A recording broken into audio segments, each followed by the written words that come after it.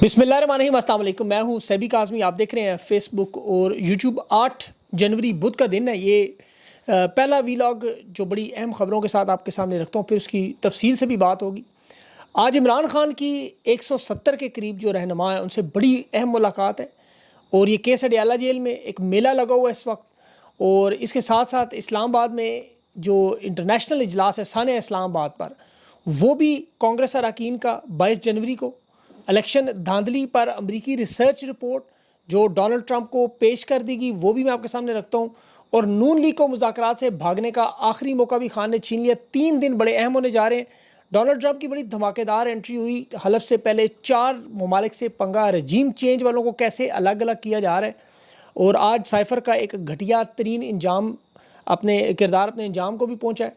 और इसके अलावा ट्विटर अकाउंट इमरान खान का बंद करवाने के लिए मिन्नत तरला क्यों किया जा रहा है। मिलिट्री केस में भी आज जजेस ने अपनी सज़ाओं के किस्से क्यों सुनाए। बड़े बड़े जज क्यों जेलों में रहे।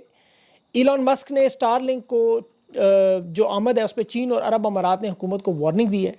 खैबर पख्तूनख्वा में आज झड़पें हुई और वहाँ पर 3 फौजियों के साथ 19 लोग भी साथ जाँ बहक हुए। लेकिन सबसे पहले GHQ हमले केस में, जहाँ अडयाला जेल में एक मेला लगा हुआ है, फवाद चौधरी, उमर अयूब, शाह महमूद कुरैशी के करीब 117 के करीब जो रहनुमा मौजूद हैं। अली मीन गंडापुर भी हैं। यहाँ अभी एक मुलजिम पर जो फ़र्द जुर्म आयद की गई है, 118 टोटल जो मुलजमान पर अब तक फ़र्द जुर्म लगा दी है। प्रोसिक्यूशन जो है वो ये दरख्वास्त कर रही है कि इस मुकदमे की रोज़ाना की बुनियाद पर समाअत करें। 13 जनवरी से ये बाकायदा शुरू होगा ताकि इसे जल्द अज जल्द ख़त्म किया जाए। इमरान खान की बच्चों से जो फ़ोन पर बात नहीं करवाई जा रही थी, अखबारात नहीं दिए जा रहे थे, उनका जो TV भी उठा के ले गए, ज़ाती मुआलिज से भी नहीं मिलने दिया जा रहा था। इस पर जो तहरीक इंसाफ के रहनुमाओं ने बाहर आके भी बताया कि इमरान खान के साथ इस दौरान ये जो सज़ा के तौर पर मामलात करते रहे। अलीमा खान ने भी कल बात की कि जेल सुपरिटेंडेंट किताबें भी नहीं पहुँचने देता, बच्चों से बात नहीं करवाने देता। और महीने हो गए हैं पिम्स से डॉक्टर तो आ जाता है लेकिन खान के ज़ाती मुआलिज से नहीं। ये आज दरख्वास्तें तहरीक इंसाफ के रहनुमाओं ने जमा करवाई थी। जज ने उस पर भी हुक्म दिया है और ये मामला शुरू। लेकिन इस वक्त जो सबसे बड़ा मसला बना वो खान का ट्विटर अकाउंट। तमाम सहाफ़ी, हुकूमत के, इस्टेब्लिशमेंट के एक ही नुक्ता है कि सोशल मीडिया पे जो खान की गुफ्तगू आ रही है ट्विटर की, ये मुज़ाकराती अमल और खान की रिहाई की सबसे बड़ी रुकावट है। अंदाज़ा करें बात कहाँ से शुरू हुई, कहाँ आगे ख़त्म हो रही, कि सोशल मीडिया सिर्फ, और कुछ भी नहीं। और तहरीक इंसाफ की क़यादत भी देखें, ये इमरान खान के ट्विटर अकाउंट से जो ट्वीट्स हैं उन्हें रीट्वीट नहीं कर रहे। हालांकि पूरी कौम इस वक्त, सारा सोशल मीडिया इस वक्त इमरान खान के साथ खड़ा है। और इमरान खान को वैसे ज़रूरत किसी की नहीं है, किसी अपने रहनुमा की ज़रूरत नहीं है। इन रहनुमाओं को अलबत्ता खान की ज़रूरत है, ये याद रखें। तहरीक इंसाफ की क़यादत के अपने अकाउंट्स पे जाके आप चेक करें कि इनकी अपनी रीच बुरी तरह किस तरह गिरी है। तो ये अगर खान के बयानिए को प्रमोट नहीं कर रहे तो इससे खान को कोई नुकसान नहीं हो रहा। जो लोग इस वक्त मकबूलियत का आज दावा कर रहे हैं वो ये याद रखें कि ये मकबूलियत अगर इन्हें मिली है तो सोशल मीडिया की वजह से मिली है, खान के बयानिए की वजह से मिली है। मेन स्ट्रीम मीडिया तो उन्हें 2-2.5 साल से इनका नाम नहीं लेता था। तो जो आज सूट पहन कर आपको पता है सिगरेट सिलगाते हुए या रंग बिरंगे कपड़ों में और मेकअप में आपको घूमते फिरते नजर आते हैं, ये सिर्फ सोशल मीडिया की मरहून मिन्नत था। तो इन सब लोगों की कुर्बानियों की कोई अहमियत नहीं होगी अगर ये अपना नज़रिए से हटेंगे, खान के बयानिए का वज़न नहीं उठाएंगे। क्योंकि आज इस्टेब्लिशमेंट के सहाफ़ी कह रहे हैं कि सिर्फ एक नुक्ता है ये ट्विटर अकाउंट खान का और सोशल मीडिया। तो असर के वक्त रोज़ा ना तोड़े। इस वक्त सोशल मीडिया इनके लिए रुकावट बना बहुत बड़ा, याद रखें। तहरीक इंसाफ का जो नज़रिया है आज अगर ज़िंदा है तो वो पाकिस्तान की अवाम है, सोशल मीडिया है और ओवरसीज़ पाकिस्तानी है। जिस तरह मईशत सोशल मीडिया और ओवरसीज़ पाकिस्तानी ये कंट्रोल नहीं कर सके, इन 3 चीज़ों ने इन्हें तंग किया हुआ है बस। और यकीन करें ये दबाव ना होता बाखुदा तो ये आज कभी खान के पास तरह दौड़ दौड़ के ऑफरें ना कर रहे होते। ये जो खान को आखिरी ऑफ़र भी दे रहे हैं कि सिर्फ लिख दें कि मेरी जान जेल में ख़तरे में है, बनी गाला शिफ्ट कर दें, हम कानूनी रास्ता खुद बनाएंगे। अंदाज़ा करें, इमरान खान ने कहा कि किसी से बनी गाला शिफ्ट नहीं होगा। ये पैगाम अली मीन गंडापुर भी लेके गए, खान ने उस पर भी इनकार किया। तो फिर शर्मिंदगी से बचने के बाद कह दे हमने तो ऐसी ऑफ़र ही नहीं की। अब जो अलकादर ट्रस्ट केस जो मुलतवी किया जा रहा है बार बार, ये इसीलिए किया जा रहा है कि एक रास्ता निकाल लिया जाए 20 जनवरी से पहले। और अगले 3 दिनों में इसमें मेरी इतलात है कि बड़ी अहम पेशरफ्त होने वाली है। और ये पेशरफ्त होना ज़रूरी भी बड़ा है कि देखिए खान पर जो दबाव बढ़ाने के लिए उन्होंने 256 केसेस बनाए हैं, उससे ज़्यादा बना चुके हैं, बल्कि अब वो सारे के सारे उड़ चुके हैं। साइफर केस, इद्दत और 9 मई, इन 3 केसों पर इस्टेब्लिशमेंट ने बड़ी मेहनत की थी, बड़ी तहकीक की, बड़ी तफसील इकट्ठी की, एक होमवर्क किया, लेकिन तीनों के तीनों केस उड़ गए। खान अदालतों से सुरखरू हुआ। अलकादर नैब ट्रस्ट जो केस है इस पर इन्होंने बहुत मेहनत, ये पहली खान की अगर आप गिरफ्तारी देखें तो इसी केस में डाली गई थी, उस वक्त से इस पर काम होता रहा। عدالتوں میں اس کو کھینچ کے یہاں تک لایا گیا کہ اس میں کچھ بھی نہیں انہیں پتہ ہے. 120 کے قریب اس کی سماعتیں ہو چکی ہیں, 32 گواہان پیش کیے, 13 اداروں نے مل کر اس پہ کام کیا, اس کے باوجود اس میں سے کچھ نہیں نکلا. نہ خان کو 1 روپے کا فائدہ ہوا, نہ خان کو 1 روپے کا فائدہ ہو سکتا ہے. 13 دسمبر سے فیصلہ محفوظ, جو 23 کو سنانا تھا جج غائب بیمار, پھر 6 جنوری سنانا تھا, 6 جنوری غائب, اب 13 جنوری. اب انہیں پتہ ہے یہ ہاتھوں سے نکل رہا ہے. اب یہ آخری, یہ میں نے آپ کو بتایا 2-3 دنوں میں فیصلہ ہوگا کہ خان کو اب جیل میں رکھنے کا ان کے پاس کوئی جواز نہیں رہا. اور عمران خان یہ بات جانتے ہیں. خان نے ہر قسم کی سختی, پریشانی, تکلیف, قید سب کچھ کاٹ لیا. 522 دن ہو گئے, اب ان کے پاس کچھ بھی نہیں. القادر ٹرسٹ کیس جو انہوں نے کوشش کی اسے مذاکرات سے جوڑا ہوا ہے تاکہ ایک دفعہ وقت تھوڑا سا مل جائے, چیزوں کسی طرح خان مان جائے. آج 8 تاریخ ہے, 12 دن بعد ڈونلڈ ٹرمپ کا حلف ہے. اس کے بعد جو ہونا ہے وہ تو میں آپ کو آگے چل کے بتاتا ہوں, جو ان کے لیے غوری آ رہے ہیں وہاں سے. لیکن مذاکرات کو یہ کوشش کر رہے ہیں کہ کسی طرح اسٹیبلشمنٹ کی کوشش ہے کہ کامیاب ہو جائے. میں آپ کو گارنٹی سے بات کہہ رہا ہوں, نون لیگ پیپلز پارٹی متفق نہیں ہے, اور عمران خان جانتا ہے, اور خان انہیں اسی لیے بھاگنے بھی نہیں دے رہا. اسپیکر نے کہا جو ایاز صادق ہے کہ میرے ساتھ تحریک انصاف نے کوئی رابطہ نہیں کیا. وہ کہہ رہے ہیں جب تک خان سے ملاقات نہ ہو مذاکرات میں کامیابی. اب آج ملاقات ہونی تھی. آج انہیں پتہ ہے کہ 31 جنوری کے بعد عمران خان کے پاس بہت سے کارڈز موجود ہیں. مذاکرات کے معاملے پر دیکھیں, عمران خان نے جو اپنی ٹیم کو کہا کہ ٹھیک ہے دونوں مطالبات تحریری دے دو, حکومتی کمیٹی کو لکھ دو, سادے سے دونوں مطالبات ہیں, عوام کو تو زبانی یاد ہوں گے, اتنی دفعہ تو ہم لوگوں نے دہرا دی. مطالبات وہ یہ 9 مئی 26 نومبر کے جوڈیشل تحقیقات اور سیاسی قیدیوں کی رہائی, آپ نے بھی دہرانے ہیں تاکہ لکھ کے جب کہیں اور یہ دیکھیں یہ لہریں, آپ کو تو پتہ ہے. اب یہ دنیا کو کیا دکھائیں گے, اسے حل کرنے کی اب یہ کوشش کر رہے ہیں, اور اس میں ابھی تک ناکامی ہے. خان نے مطالبات ان کو اسی لیے سادے سے مطالبات دیے کہ جب بھی یہ معاملہ شروع ہوگا ساری دنیا کے یہ تو بالکل ٹھیک کہہ رہے ہیں, یہ پھنس گئے اس میں بری طرح. اب مذاکرات کی ناکامی کا ان کی طرف سے جب اعلان ہوا تو پھر 31 جنوری کے بعد عمران خان کی طرف سے ملک گیر بلکہ انٹرنیشنل احتجاج, اور یہ شروع ہوگا اس دفعہ امریکہ سے, ڈونلڈ ٹرمپ کے دفتر کے باہر سے. یہ میں آپ کو خبر بھی دے رہا ہوں, پہلے بھی بتائی ہے, اب بھی بتا رہا ہوں, پورا لائے عمل اس پہ آئے گا آپ کے سامنے. ابھی قبل از وقت میں اس پہ بات نہیں کرنا چاہتا, لیکن اس کی ڈیڈ لائن کے بعد جو دباؤ آئے گا وہ رد عمل آپ دیکھیں گے. اور اس کا ثبوت دیکھیں کہ غوری جو ہے وہ نہیں کو بابا جی کون تھے, وہ لے غوری آیا, وہ آ گیا 22 جنوری کو کیپٹل ہل امریکہ واشنگٹن میں 2:30 پر کانگریس کی بریفنگ. یہ کانگریس کی بریفنگ ہے. امریکی کانگریس اہلکاروں کو 26 نومبر کے شہداء, جو 13 شہداء سامنے آئے مستند, 60 کے قریب مسنگ ہیں, اور جو باقی زخمی ہیں ان کی ہزاروں کی تعداد میں جیلوں میں. تحریک انصاف کے پرامن احتجاج پر دھرنے پر جو گولی چلائی گئی اس کی تفصیلات اوورسیز پاکستانی وکلاء کے ساتھ ساری تفصیلات اکٹھی کر کے, فرسٹ گلوبل ہیں, ان کے ڈاکٹرز ہیں, اوورسیز پاکستانی ہیں, یہ اس پوری ہیئرنگ میں ان کے ساتھ امریکی جو کانگریس کے لوگ ہیں وہ بھی ہیں, کریگ کسار بھی ہیں. اب ماضی میں اس طرح کی جو کانگریس کی سماعت ہوئی اس کے نتیجہ دیکھیں کیا نکلا.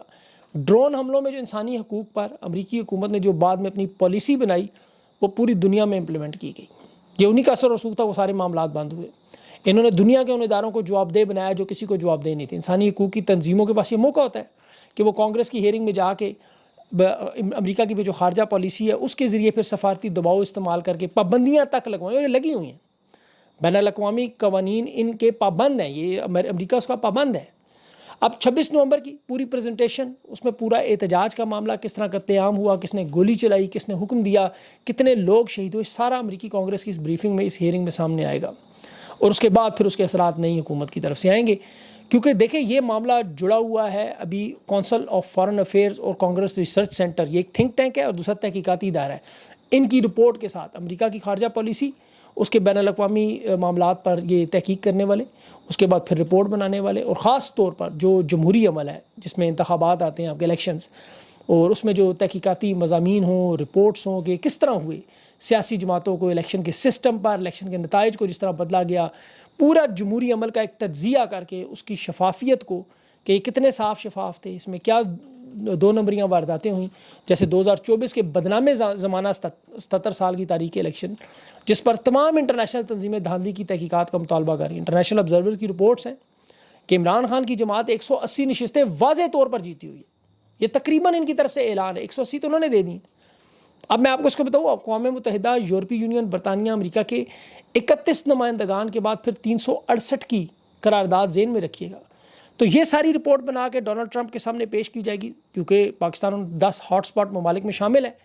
اور پھر خارجہ کمیٹی جو الیکشن دھاندلی پر مطالبہ کر رہی ہے وہ ایک نیا اعلان ہوگا, وہ آخری حل ہوگا. اس کے بعد یہ ٹرمپ کے دیکھیں اقدامات بڑے واضح نظر آ رہے، جیسے گرین لینڈ، یوکرین پہ، کینیڈا پہ، اس پہ میں نے رات کو ٹویٹر اسپیس میں بڑی تفصیل سے بات کی۔ حلف دینے سے پہلے نظر آ رہا ہے کہ وہ اپنے دوستوں اور دشمنوں کو، ڈیپ اسٹیٹ ایکٹرز کو اور اسٹیبلشمنٹ کو واضح طور پر لائن ڈرا کر کے ان کو چھوڑے گا نہیں، وہ کہہ رہے خود۔